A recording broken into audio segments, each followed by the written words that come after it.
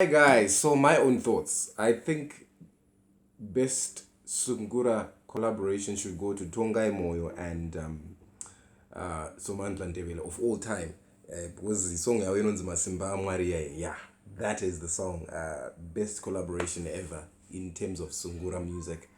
I'm going to cover it here. If you haven't subscribed to all of my channels, just subscribe wherever you go, be it YouTube, Twitter, Instagram, wherever. Just follow or subscribe. And if you have any comments, just tell me down below. What do you think is the biggest collaboration ever done in terms of Sungura music in Zimbabwe? Okay, something like this. So this is a jazzy feel of it.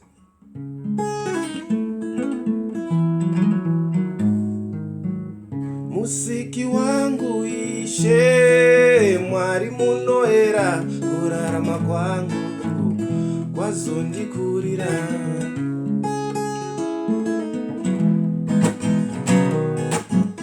musiki wangu ishe Mwari munoera kurarama kwangu kwazondikurira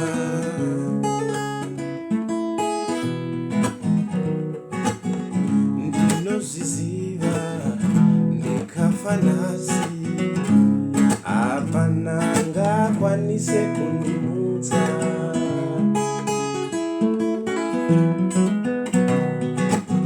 rufu mutongo wakagara uripo wazvine mhaka wananganiko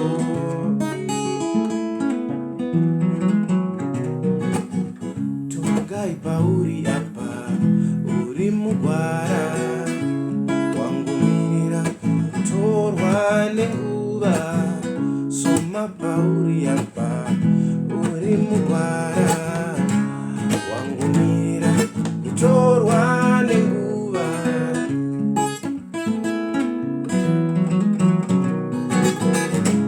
ruzivo makatipa pano panyika zvichienderana neshungu dzedu pakudzidza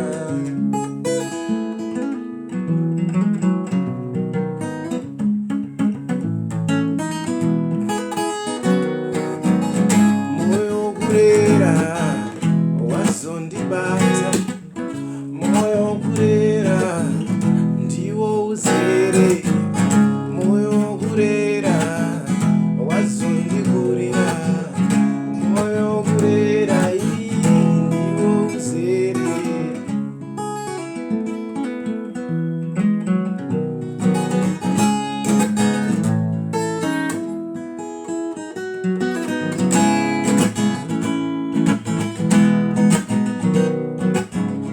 mota ikafa tinomiramira mwana akafa tinomugoniwa chitima chikafa tinobata-bata amai vakafa